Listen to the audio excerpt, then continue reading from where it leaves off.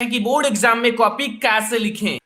सबसे पहले जो आप लोगों को बोर्ड एग्जाम में कॉपी दी जाएगी उसको आपको एक तरफ स्केल की सहायता से आपको अंडरलाइन कर लेना है। जैसा मैं आपको बता रहा हूं ऐसे ही बोर्ड एग्जाम में आपको लिख कर आना है। ठीक है, ये आप लोगों को ऐसे डबल अंडरलाइन कर लेना है। ठीक है, फिर आप लोगों को क्या करना है, ध्यान से समझना। यहां आप लोग देखो, जो आप लोगों का क्वेश्चन पेपर है इसमें आप लोग देखो, पहला जो आप लोगों को दिया हुआ है नोट में दिया हुआ है कि 15 मिनट जो परीक्षार्थी होते हैं को प्रश्न पत्र पढ़ने के लिए अनिवार्य है।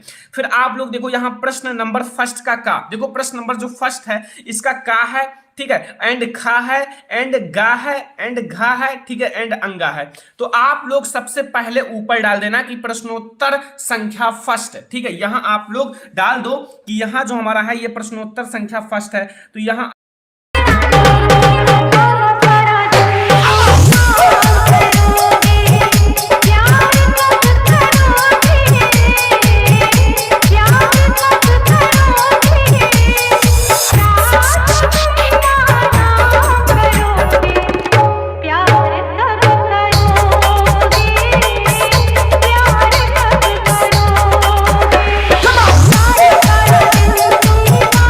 आप लोग डाल देना सबसे पहले। ठीक है, जैसा मैं बता रहा हूं ऐसा लिख कर आना बोर्ड एग्जाम में, प्रश्नोत्तर संख्या और यहां आपको डालना है फर्स्ट, केवल फर्स्ट डालना है। प्रश्नोत्तर संख्या फर्स्ट डालने के बाद आपको इसको अंडरलाइन कर लेना है, इसको ऐसे अंडरलाइन कर लेना है। अब आप लोग क्वेश्चन देखो क्या पूछा है। क्वेश्चन में आप लोग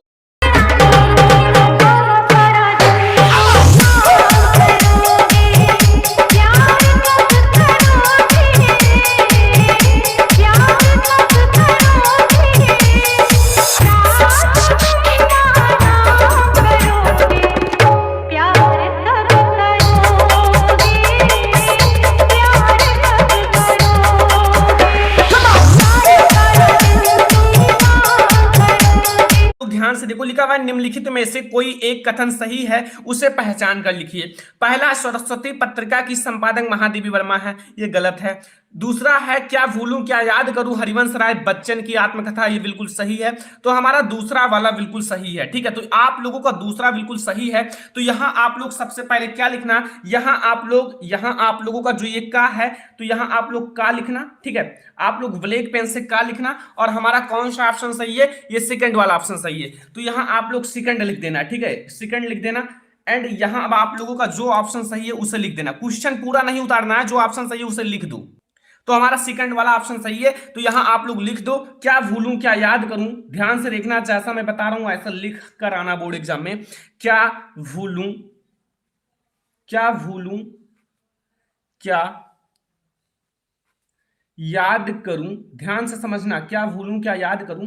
और ये बहुत ही ज्यादा आपका इंपॉर्टेंट है, क्या भूलूं क्या याद करूं हरिवंश राय बच्चन। जो लिखा हुआ है ऐसे नोट कर दो, क्योंकि ये आपका प्रश्नोत्तर है, यानी कि प्रश्न का उत्तर है। ठीक है, हरिवंश राय, ठीक है, हरिवंश राय बच्चन की आत्मकथा है, हरिवंश राय बच्चन की आत्मकथा है। ये आपका सही है कि आत्म कथा है। तो ये आपका किस विधा पर है, आत्मकथा विधा पर है। तो ये आपका बिल्कुल सही है। बस आपका ये हो गया पहले प्रश्न का आंसर, बिल्कुल सही है। ऐसे आप लिख देना बोर्ड एग्जाम में। देखो का सेकंड वाला हमारा सही है, तो मैंने यहां लिख दिया का सेकंड वाला। एग्जामिनर आपका पूरा समझ जाएगा। ठीक है, ये सबसे सही तरीका है, ऐसे आपको लिख कराना है। फिर खा वाला देखो, आपका प्रश्नोत्तर संख्या मैंने फर्स्ट डाला है। अब आप लोग यहाँ खा देखो, खा लिखा हुआ रस मीमांसा किसकी आलोचना करती है। फर्स्ट है रामचंद्र शुक्ल, सेकंड ऑप्शन है महावीर प्रसाद द्विवेदी, एंड थर्ड है आपका रग्गई राघव, एंड फोर है केदारनाथ सिंह। ठीक है, तो आपका कौन सा ऑप्शन सही है, आपका है रामचंद्र शुक्ल। तो इसको कैसे लिखना है ध्यान से समझना, केवल ब्लैक एंड ब्लू पेन का यूज करना है। फिर यहां आप लोग एक लाइन छोड़कर खा लिखना है। जैसे आप लोग लाइन छोड़ो या फिर नहीं भी छोड़ सकते हो, कोई दिक्कत नहीं। ठीक है, तो यहां आप लोग यहां खा का हमारा पहला नंबर ऑप्शन सही है। तो यहां आप लोग पहला लिख देना। ठीक है, पहला लिखने के बाद आप लोगों का जो ऑप्शन सही है उसे ब्लू से लिखना, क्योंकि उसे ब्लू से लिखना जरूरी है। तो यहां हमारा है आपका कौन सा सही है, पहला रामचंद्र शुक्ल। कौन सा सही है, रामचंद्र शुक्ल। तो यहां आप लोग लिख दो रामचंद्र, ध्यान से समझना। ठीक है, रामचंद्र शुक्ल, तो यहां आप लोगों का जब तक प्रश्नोत्तर नंबर फर्स्ट चलेगा का खा गा आप डालते रहो। फिर आप लोगों का तीसरा नंबर क्वेश्चन देखो, जो आप लोगों का गा वाला क्वेश्चन है। लिखा हुआ निम्नलिखित में से किसी एक रचना के लेखक का नाम लिखो। ये आपके पास 4 रचना है, इसमें से किसी एक के लेखक का नाम बताना है। फर्स्ट है अथाह सागर, सेकंड है अर्धनारीश्वर, थर्ड है हमारा मेरी असफलताएं, फोर्थ है लहरों के राजहंस।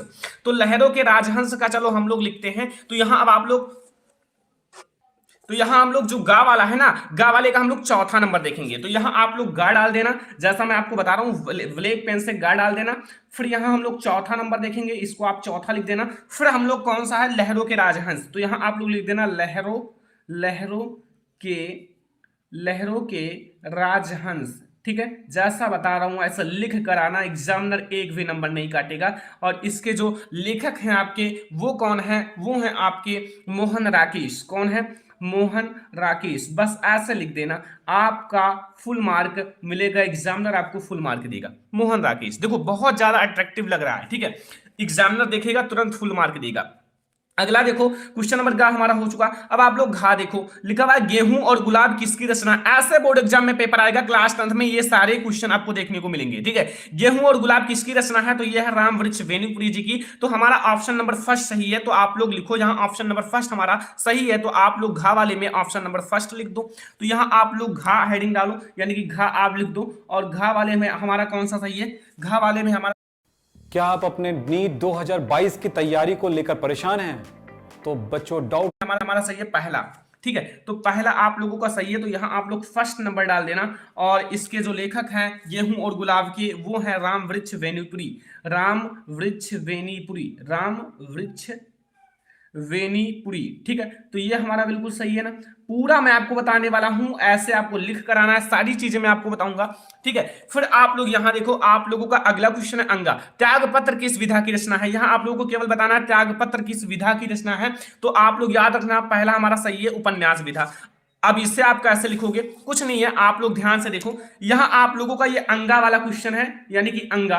अंगा में आपसे यही पूछा है कि त्यागपत्र किस विधा की रचना है, तो हमारा पहला वाला सही है। तो यहां आप पहला डाल देना। ठीक है, और यहां हमारा उपन्यास विधा है। कौन सा विधा है, उपन्यास विधा।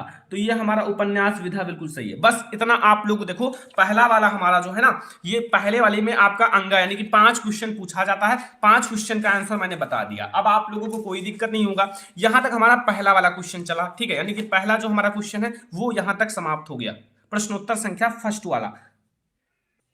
तो अब हमारा आता है सेकंड नंबर क्वेश्चन, यानी कि आपका प्रश्न नंबर सेकंड लिखा हुआ है। तो अब आप लोग प्रश्नोत्तर नंबर सेकंड डाल देना, यानी कि प्रश्नोत्तर संख्या सेकंड। जैसा मैंने फर्स्ट डाला है वैसे अब आप लोगों के पास अगर जगह है तो आप लोग नीचे लिख देना प्रश्नोत्तर संख्या, जो आप लोगों का प्रश्नोत्तर संख्या है। ठीक है, प्रश्नोत्तर संख्या,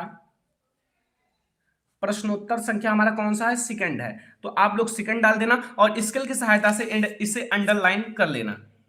अब यहां आप लोग प्रश्नोत्तर संख्या सेकंड डाल देना।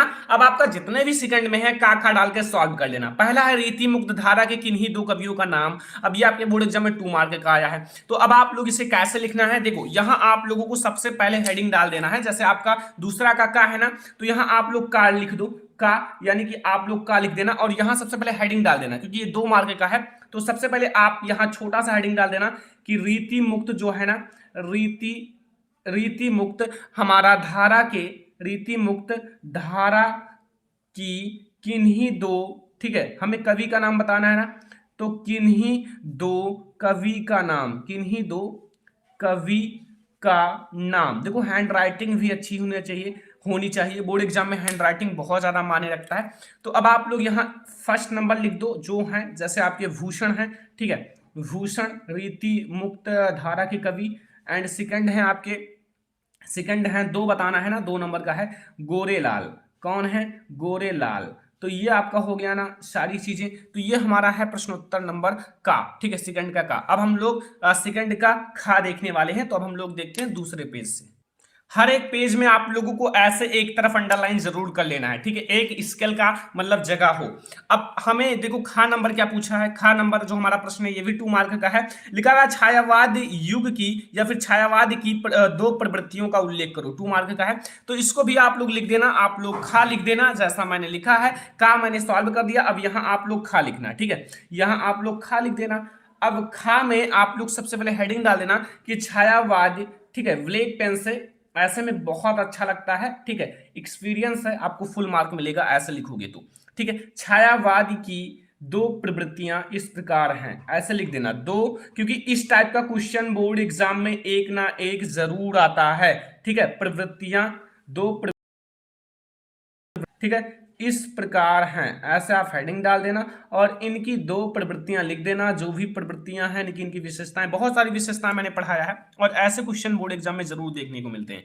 तो यहां आप लोग पहला जो प्रवृत्ति फर्स्ट है उसे लिख देना। तो पहला हमारा है प्रेम सौंदर्य का चित्रण, का है प्रेम सौंदर्य का चित्रण, ठीक है, प्रेम सौंदर्य, यहां आधा ना कर देना, प्रेम सौंदर्य का चित्रण, ये हमारा फर्स्ट नंबर है। और सेकंड हमारा है आपका प्रकृति का मानवीकरण, क्या है, प्रकृति का मानवीकरण, ठीक है, ये हमारा सेकंड नंबर विशेषता है, मानवीकरण। तो ये हमारी दोनों विशेषताएं हो गई छायावाद युग की। बस यही दो विशेषता आपको 2 मार्क दिलाएगा, मतलब इतना सा लिखना है आपको 2 मार्क मिल जाएगा। अगला आपसे 1 नंबर का पूछेगा गा वाला क्वेश्चन आपसे ये पूछ रहा है कि आप लोगों का जो उच्चारण है, उच्चारण के रचनाकार हैं, कृति के रचनाकार हैं। तो ये तो बहुत आसान है, ये तो आपको पता होगा, ये हैं इनके जो, अब आप लोग यहाँ गा नंबर डाल देना और गा डालने के बाद अब आप लोग जो इसके हैं, यानी कि इनके जो रचनाकार हैं वो हैं राम कुमार वर्मा, राम कुमार वर्मा, कौन है, राम कुमार वर्मा। तो ये हमारा हो गया बच्चा पार्टी आपका फर्स्ट और सेकंड का पूरे का आंसर। अब आगे जो आपसे पूछेगा वो आपसे सबसे ज्यादा इंपॉर्टेंट है, 6 मार्क का पूछेगा। लिखा हुआ है प्रश्न नंबर 3, आप लोगों का क्वेश्चन नंबर 3 है कि निम्नलिखित गद्यांशों में से किसी एक के नीचे, जो आपका नीचे दिए गए प्रश्नों का उत्तर दो। यहां आप लोगों का है का भिन्न भिन्न धर्मों को मानने वाले भी जो सारी दुनिया के सभी देशों में बसे हुए हैं, यहां भी थोड़ी बहुत संख्या में पाए जाते हैं। और जिस तरह यहां की बोलियों की गिनती आसान नहीं है, उसी तरह यहां भिन्न भिन्न धर्मों की संप्रदाय को भी गिनती आसानी। अब अंडरलाइन वाला सबसे ज्यादा इंपॉर्टेंट है, इसे ध्यान से पढ़ना। इन विभिन्नताओं को देखकर यदि अपरिचित आदमी जो है घबरा कर कह उठे कि यह एक